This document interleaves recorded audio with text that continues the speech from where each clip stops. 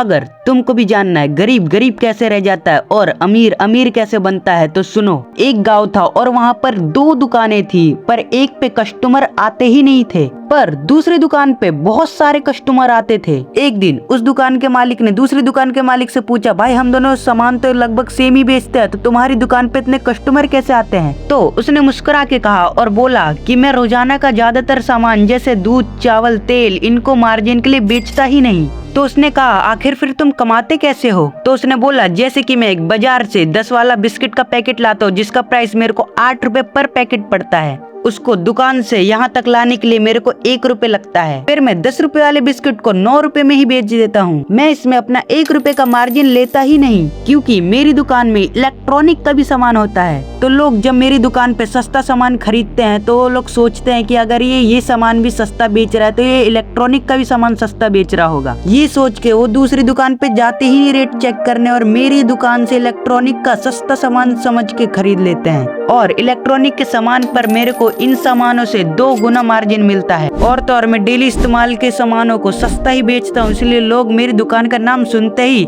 सस्ती चीजें याद करते हैं। और तो और उसने लास्ट में कहा कि मछलियों को पकड़ने के लिए चारा डालना ही पड़ता है। तू समझा? हाँ। नहीं, तू समझा नहीं।